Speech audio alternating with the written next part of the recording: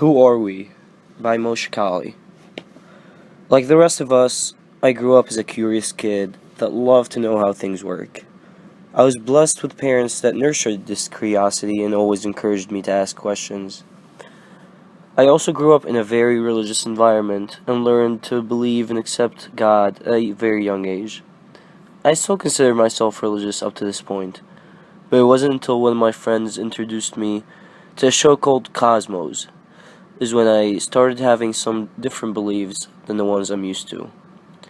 The show's general theme is about the history of the universe and how we came to exist as humans. For me, the idea of evolution from different animals goes completely against my belief in the story of the original sin in the Garden of Eden. So I started questioning who's right. Is it religion, science, or a little bit of both? And if so, can they coexist? Charles Darwin was the first scientist to introduce the idea of natural selection. He introduced the idea of natural selection and evolution. His theory, which now is taken as a fact by a lot of biologists, builds up on the idea that all living species are the modified descendant of earlier species, and that we all share a common ancestors in the distant past. All species are therefore related via a vast tree of life.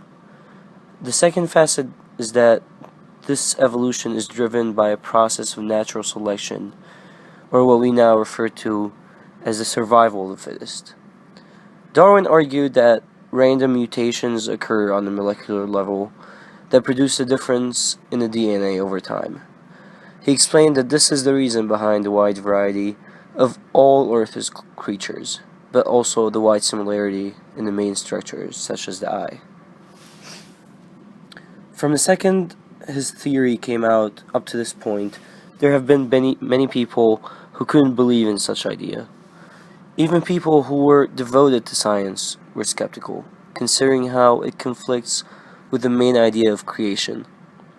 Some decided to stay silent on the matter, while some other creationists believed it was up to them to argue for the sake of their religion. After all, they said, there were many times in history when people all believed in something that was later discovered to be completely wrong. Some argue that if humans came from apes and other forms of animals, how come we still see apes up to this day? The theory of evolution contradicts itself in that way. Over the years, creationists started believing that there might be some truthfulness to the idea of evolution. The Catholic Church believes that science and religion should not contradict each other, but go hand in hand.